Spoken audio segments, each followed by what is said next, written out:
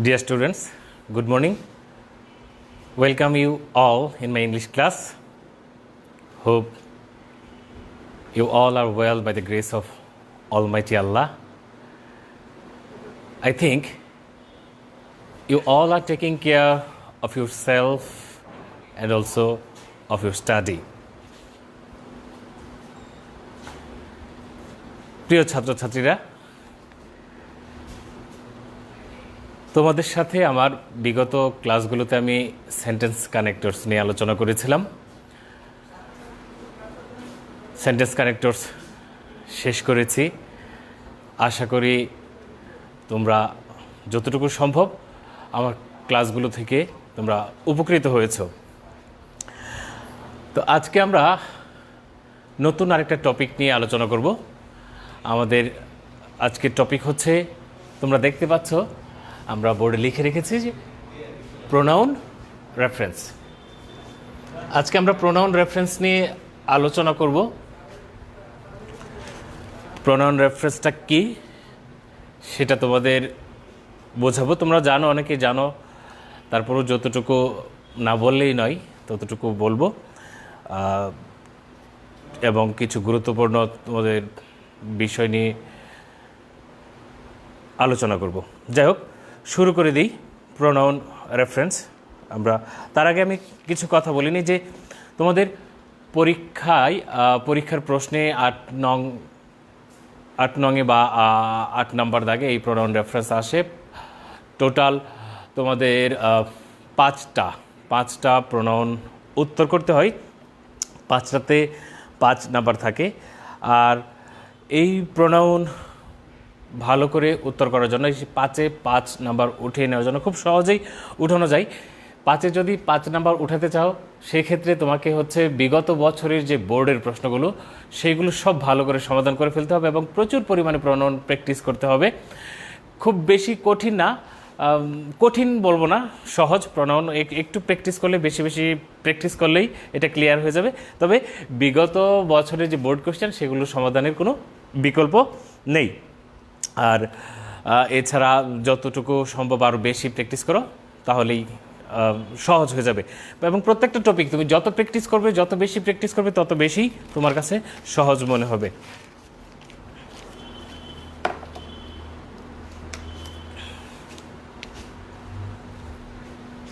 যাই হোক, আমরা শুরু করি। প্রোনাউন রেফারেন্সে আমরা জানি যে আসলে প্রোনাউনটা কি। প্রোনাউন কি তোমরা সকলেই জানো। সাধারণত আমরা বলি কি যে নাউনের পরিবর্তে যা ব্যবহৃত হয়, যেটা ব্যবহৃত হয় সেটা হচ্ছে প্রোনাউন। এবং একেবারে ছোট কথাই বললে এটাই, প্রোনাউন হচ্ছে নাউনের পরিবর্তে আমরা যেটাকে ব্যবহার করি সেটা হচ্ছে প্রোনাউন। আর এর বাইরে আমি যদি মানে ডেফিনেশন দেই একেবারে যেটা মুদ্রা কথা, তাহলে আমরা দেখি যে প্রোনাউনের ডেফিনেশনটা আমরা দেখি।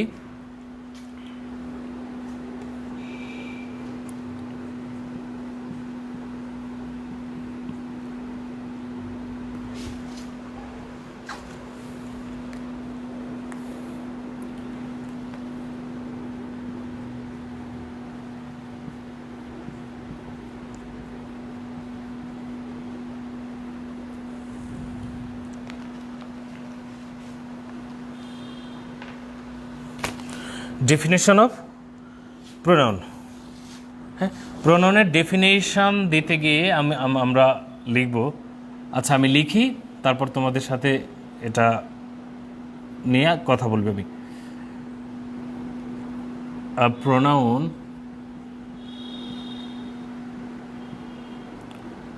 is defined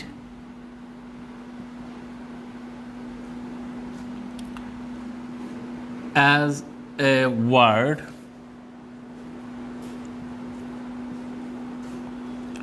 or phrase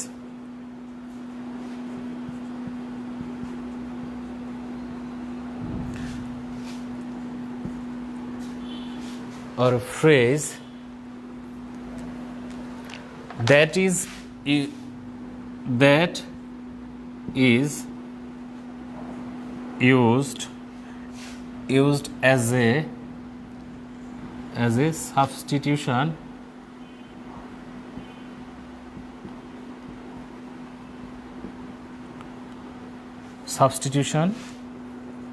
for a noun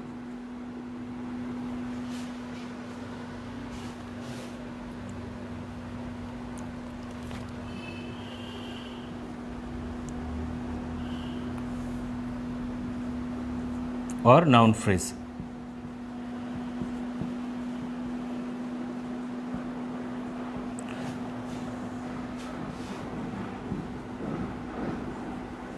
Which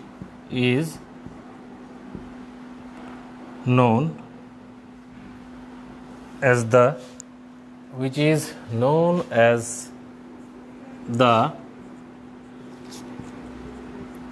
pronouns antecedent.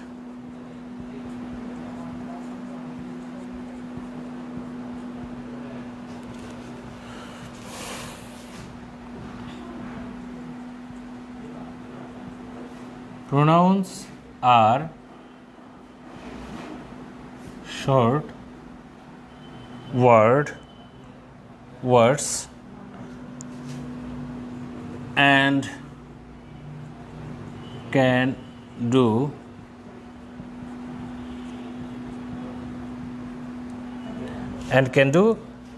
everything that nouns can do,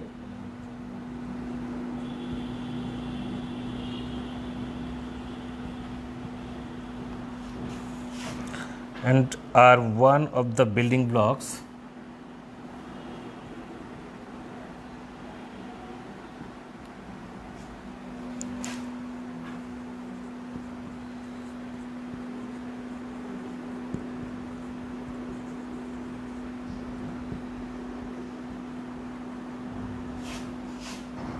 of a sentence.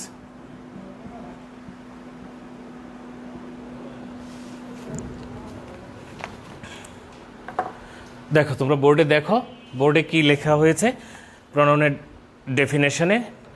ডেফিনেশনে এখানে আমরা লিখেছি যে a pronoun is defined as a word or phrase that is used as a substitution for a noun or noun phrase.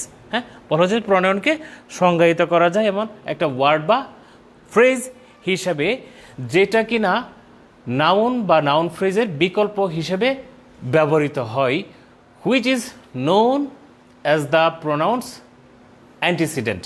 হ্যাঁ, কার যেটাকে মানে বলা হয়ে থাকে যে প্রোনাউনের অনুগামী বা পূর্বগামী সেই নাউন অথবা নাউন ফ্রেজগুলোকে। আচ্ছা, pronouns are short words and can do everything that nouns can do. Pronoun হচ্ছে একটা ছোট শব্দ যেটা কিনা একটা নাউন যা করতে পারে তার সব কিছুই করতে পারে, অ্যান্ড আর one of the building blocks of a sentence. বলা হচ্ছে যে সেন্টেন্স তৈরির একটা মৌলিক উপাদান বা ভিত বলা যায় এই প্রোনাউনকে বলা যায় যে সেন্টেন্স তৈরির একটা মৌলিক উপাদান বা ভিত। আচ্ছা, এই হচ্ছে আমরা যদি প্রোনাউনের ডেফিনেশন বলি, এটা হচ্ছে প্রোনাউনের ডেফিনেশন। তাহলে মোট কথা, প্রোনাউন সবসময় একটা নাউনের মতোই ব্যবহৃত হয়, নাউনের পরিবর্তে ব্যবহৃত হয়। বাক্যের সৌন্দর্যের জন্য আমরা সাধারণত প্রোনাউন ব্যবহার করে থাকি, বাক্যে সৌন্দর্যের জন্য। আমি যদি বলি যে, ধরো আমি যদি বলি, আমার কথা যদি বলি যে mister Rana is a good man. Mister Rana always speak the truth. Mister Rana likes watching movie, gardening, travelling. এই যে বারবার আমি বলছি যে mister Rana, mister Rana, mister Rana, এক একটা সেন্টেন্স শেষ হচ্ছে আমি আবার মিস্টার রানা বলছি।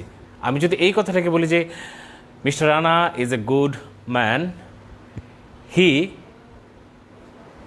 Always speaks the truth and likes travelling, gardening, reading, watching movie, তাহলে কি হচ্ছে, বাক্যের সৌন্দর্য বৃদ্ধি পাচ্ছে। এই যে সেন্টেন্সের সৌন্দর্য বৃদ্ধি, সেই সৌন্দর্য বৃদ্ধির জন্যই, রিপিটেশনকে এড়ানোর জন্যই আমরা সাধারণত প্রোনাউনের ব্যবহার করে থাকি।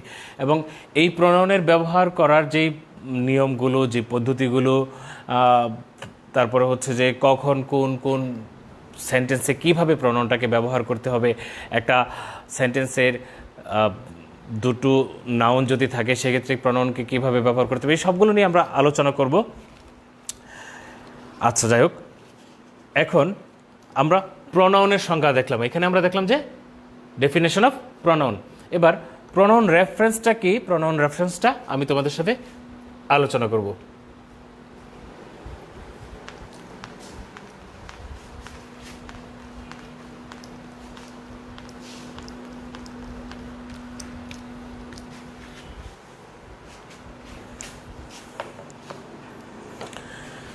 তোমরা যেগুলো আমি লিখে রাখছি সেগুলো তোমরা খাতায় লিখে রাখো, কারণ এগুলো তোমাদের পরবর্তী সময়ে এগুলো কাজে লাগবে, খুব সহজে জিনিসগুলো বোঝার জন্য কাজে লাগবে।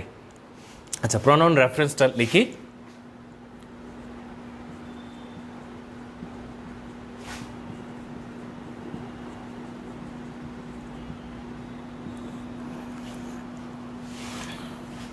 প্রোনাউন রেফারেন্স বলতে বোঝায় যে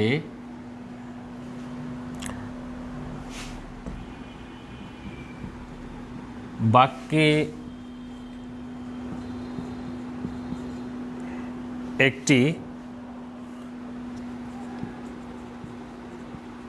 প্রোনাউনে ভুল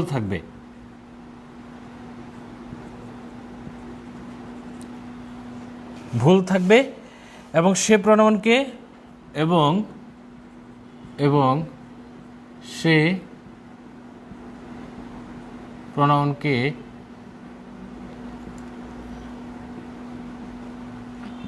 অর্থপূর্ণ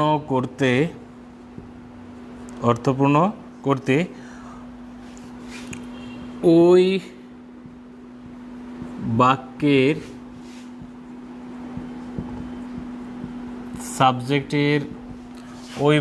সাবজেক্টের নাম্বার, পার্সন ও অর্থপূর্ণ করতে আচ্ছা, এখানে আমি একটু বাদ দিয়েছি, অর্থপূর্ণ করতে হবে।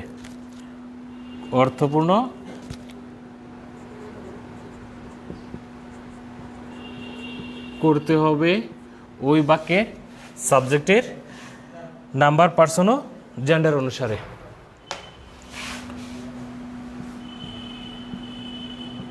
নাম্বার,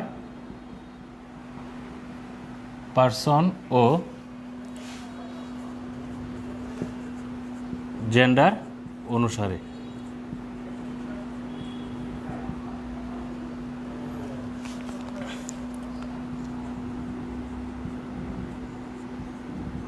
অর্থপূর্ণ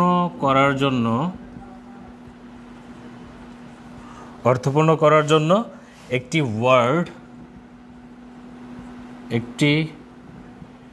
ওয়ার্ড, ফ্রেজ অথবা ক্লোজ ব্যবহার করা যাবে।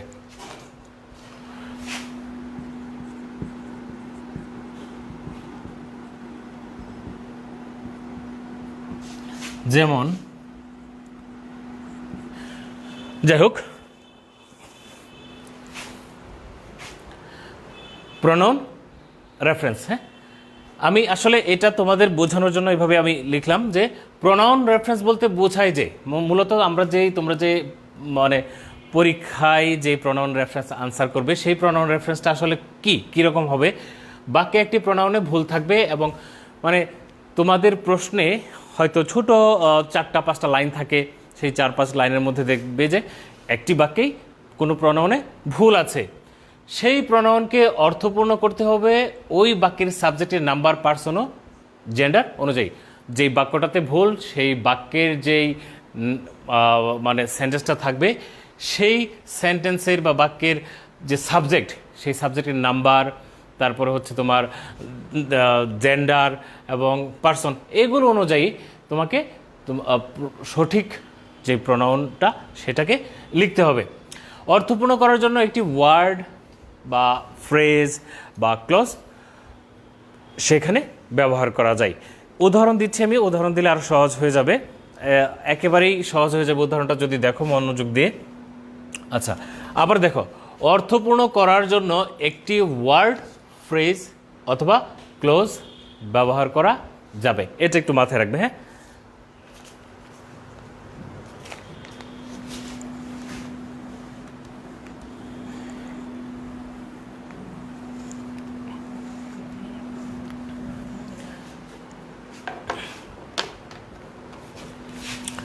প্রথমে আমি দিচ্ছি 1 নাম্বার।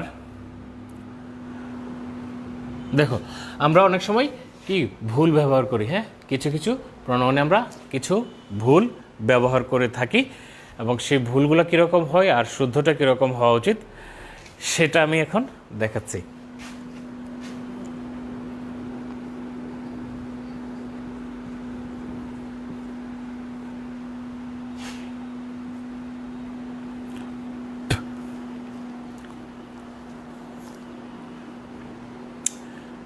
রং ইউজটা আমি লিখলাম আগে, রং ইউজ।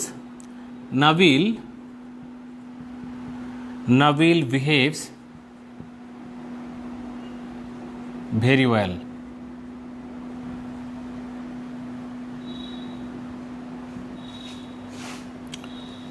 ইট charms us all.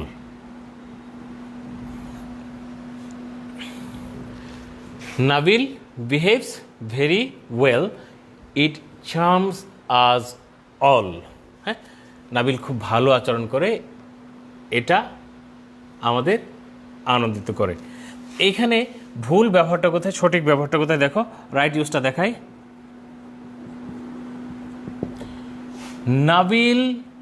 Nabil behaves very well. হ্যাঁ, এটা ঠিক থাকবে, নাবিল বিহেভস ভেরি ওয়েল, এই পর্যন্ত ঠিক থাকবে। আচ্ছা, এভাবে দিলে তোমাদের সমস্যা হবে পরে বুঝতে, আমি লিখে দিচ্ছি একেবারে।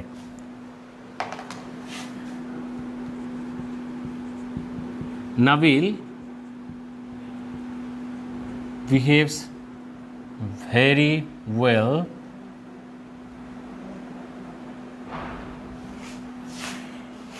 হি charms us all। এই একটা দেখো। 2 নম্বরে দেখো, wrong use.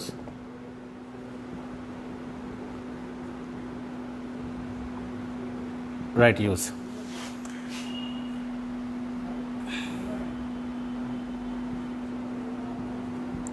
Nabil behaves very well, he আচ্ছা,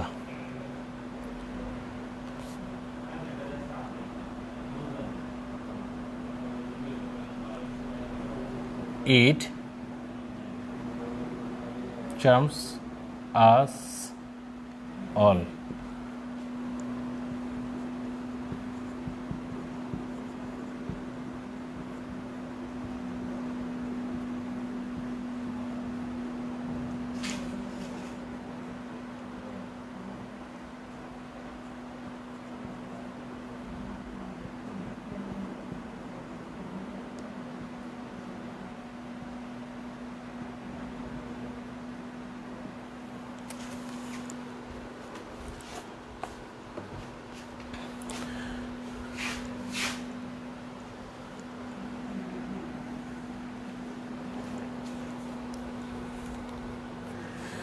দেখো, আমরা একটু আগে প্রনাউন রেফারেন্সের কথা বলতে গিয়ে বলেছিলাম যে অর্থপূর্ণ করার জন্য একটি ওয়ার্ড, ফ্রেজ বা ক্লোজে ব্যবহার করা যাবে। হ্যাঁ, তো এখানে আমরা প্রথমটাতে দেখলাম যে অর্থপূর্ণ করার জন্য একটি ওয়ার্ড, হি ব্যবহার করা হচ্ছে।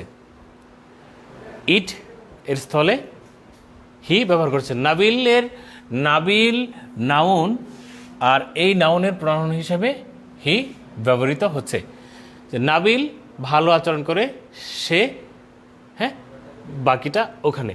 তার মানে কি, নাবিলের পরিবর্তে আমি এখন হিকে ব্যবহার করছি। নাবিল মানেই হি মানেই নাবিল।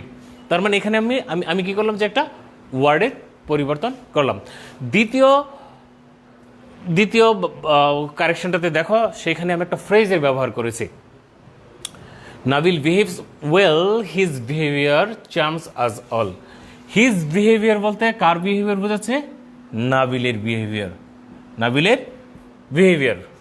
এখানে আমি কি করলাম, তাহলে একটা ফ্রেজ ব্যবহার করলাম। ফ্রেজ ব্যবহারের মাধ্যমে আমি বাক্যকে অর্থপূর্ণ করেছি। এবার আমি তোমাদের একটা ক্লোজ ব্যবহার করি, তাহলে আরো ক্লিয়ার হয়ে যাবে।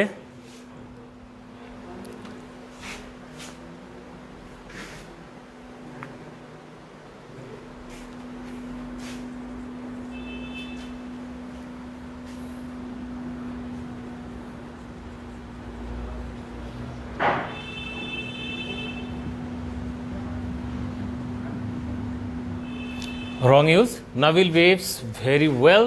It charms us all. Right use.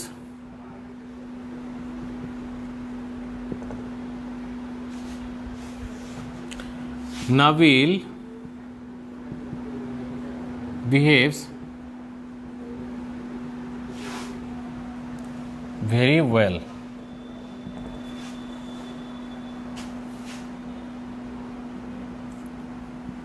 The way he behaves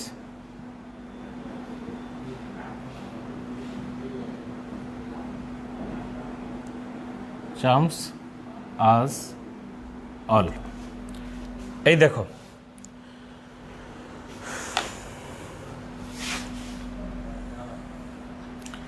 এই যে দ্য ওয়ে হি বিহেভস, এটা একটা ক্লোজ ব্যবহারের মাধ্যমে আমি বাক্যটাকে অর্থপূর্ণ করে দিলাম। তার মানে আমরা কি দেখলাম, যে এক নম্বরে দেখলাম যে আমরা একটা ওয়ার্ড ব্যবহারের মাধ্যমে অর্থপূর্ণ করেছি। 2 নম্বরটাতে দেখলাম যে আমরা একটা ফ্রেজ ব্যবহারের মাধ্যমে অর্থপূর্ণ করেছি, এবং ফাইনালি আমরা 3 নম্বরে দেখলাম যে আমরা একটা ক্লোজ ব্যবহারের মাধ্যমে অর্থপূর্ণ করেছি। তো এই জন্যই বলা হচ্ছে যে প্রনাউন রেফারেন্সে একটি ভুল থাকবে, একটি প্রনাউনের ভুল থাকবে, এবং সে প্রনাউনকে অর্থপূর্ণ করার জন্য ওই বাক্যের সাবজেক্টের নাম্বার, পার্সন ও জেন্ডার অনুযায়ী ওটাকে আমরা অর্থপূর্ণ করতে পারি। আর অর্থপূর্ণ করার জন্য আমরা কি ব্যবহার করতে পারি? ওয়ার্ড ব্যবহার করতে পারি, একটি ফ্রেজ ব্যবহার করতে পারি, কিংবা একটি ক্লোজ ব্যবহার করতে পারি। এই পর্যন্ত মোটামুটি ক্লিয়ার হয়েছে আশা করি। আমরা সামনের দিকে আগাচ্ছি।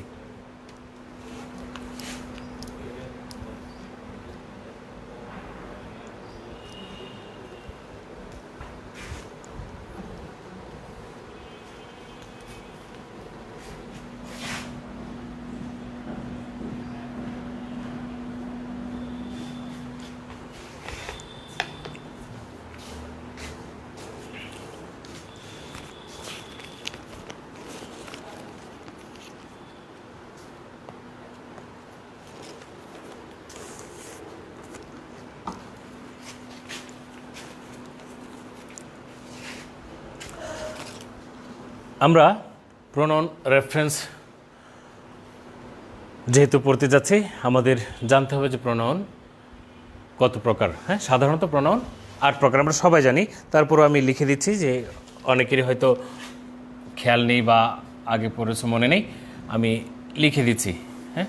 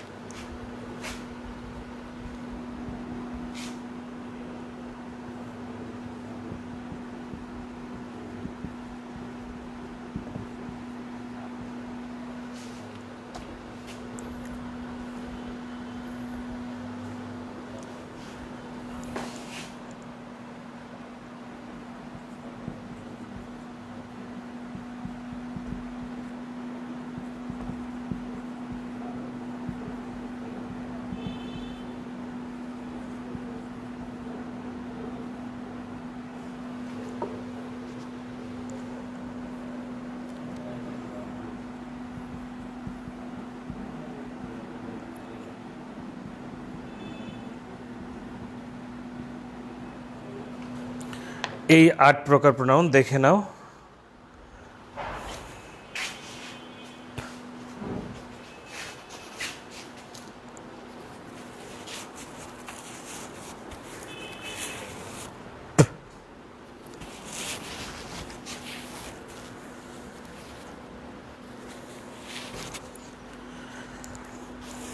কি কি দেখলাম আমরা?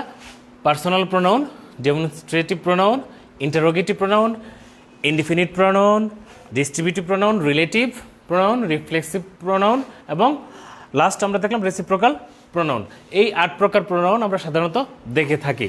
এর মধ্যে দেখা যাচ্ছে যে একই প্রোনাউন মানে 2টা ক্যাটাগরিতে ব্যবহৃত হচ্ছে, এরকম অনেকগুলো প্রোনাউন আছে যেগুলো আমরা পরবর্তীতে দেখব। যাই হোক, এই প্রোনাউনগুলোর মধ্য থেকে তোমাদের পরীক্ষায় সবচেয়ে বেশি যেটা আসে সেটা হচ্ছে পার্সোনাল প্রোনাউন। সাধারণত পার্সোনাল প্রোনাউনের ব্যবহারটা আমরা বেশি দেখে থাকি পরীক্ষায়, এবং পার্সোনাল প্রোনাউনের যে ব্যবহারটা সেটা কখনো সাবজেক্ট হিসেবে, কখনো অবজেক্ট হিসেবে এবং কখনো পজিটিভ হিসেবে ব্যবহৃত হয়। সেটা ভালো করে খেয়াল রাখতে হবে এবং সেটা জানা থাকতে হবে। স্পেশালি যেই কাজটা করতে হবে সেটা হচ্ছে যে মুখস্থ করে ফেলতে হবে, এবং সেই সেটা মুখস্থ করার জন্য আমি তোমাদেরকে একটা চার্ট দিচ্ছি। চার্টটা একটু ভালো করে মাথায় রাখবে। মাথায় রাখলে এটা তখন তোমার উত্তর করতে সহজ হয়ে যাবে। আচ্ছা, আমি চার্টটা এখানে লিখে দিচ্ছি। চার্টটা মাথায় রাখবা, মাথায় রাখলেই খুবই সহজ হয়ে যাবে তখন বোঝার জন্য, বা তুমি বুঝতে পারবে যে কখন তোমাকে কোথায় কীভাবে উত্তর করতে হবে কোনটা। পার্সোনাল প্রোনাউনেই মানে প্রোনাউনগুলো 3 ভাবেই সাধারণত আমরা ব্যবহার করে থাকি: সাবজেক্ট, অবজেক্ট এবং পজিটিভ হিসাবে। আমি এটা ঘর করে নিচ্ছি।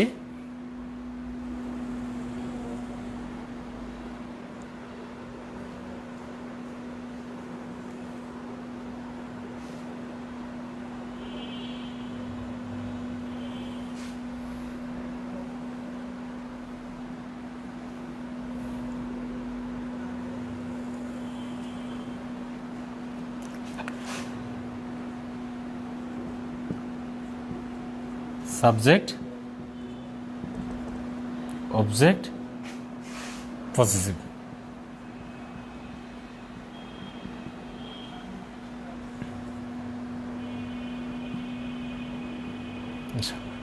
ধরো পি দিলাম মাথায় থাকার জন্য যে সাবজেক্ট প্রোনাউনের সাবজেক্ট, অবজেক্ট এবং পজিটিভ। হ্যাঁ, এটা এখন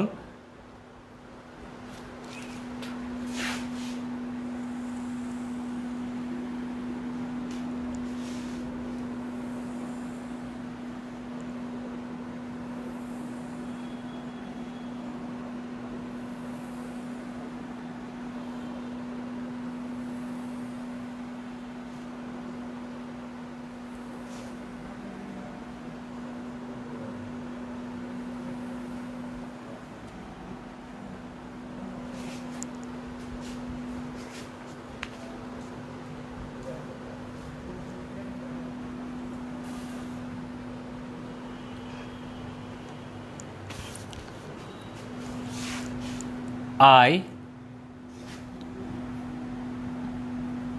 me,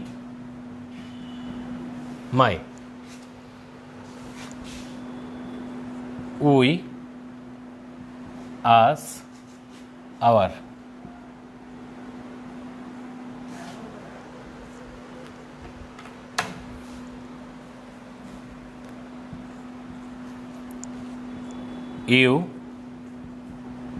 You, your. He, him, his.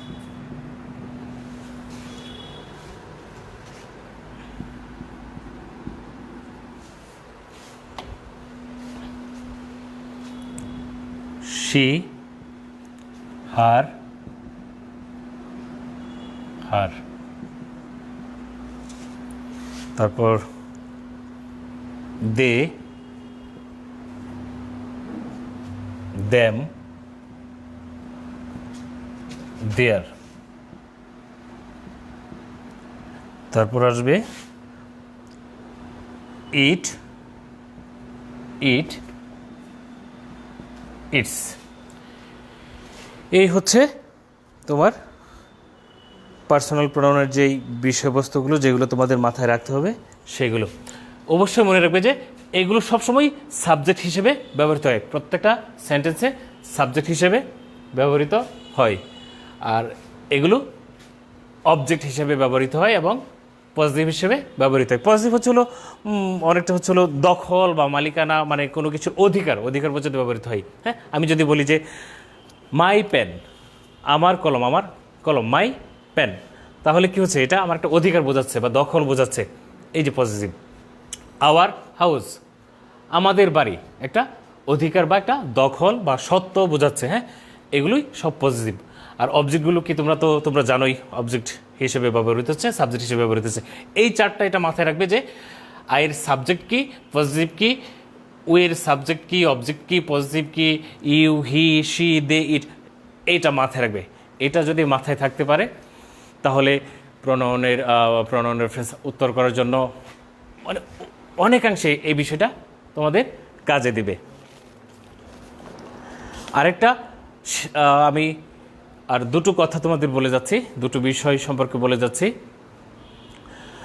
যেটা হচ্ছে যে অবজেক্ট, এই যে অবজেক্ট প্রোনাউন যেটা বলা হচ্ছে যে মানে পার্সোনাল প্রোনাউনের যে আরেকটা রূপ আমি বললাম, যে পার্সোনাল প্রোনাউনেরই এই তিনটা রূপ আমরা দেখতে পাই। এর মধ্যে অবজেক্ট প্রোনাউন সেন্টেন্সে অবজেক্ট হিসেবে ব্যবহৃত হয়ে থাকে। সেন্টেন্সে কী হিসেবে ব্যবহৃত হয়ে থাকে? অবজেক্ট হিসেবে। আর পজিটিভ, এই পজিটিভ সবসময় নাউনের পূর্বে বসবে, নাউনের পূর্বে বসবে। একটু আগে আমি বলেছিলাম যে দিস ইজ মাই পেন, পেনকে একটা নাউন, পেন একটা নাউন, সুতরাং সেই নাউনটার পূর্বে মাই শব্দটা ব্যবহৃত হচ্ছে। This is our college, this is our college, college কি? কলেজ হচ্ছে একটা নাউন, প্রতিষ্ঠানের নাম। আর তার পূর্বে আমি কি বসাচ্ছি? আওয়ার।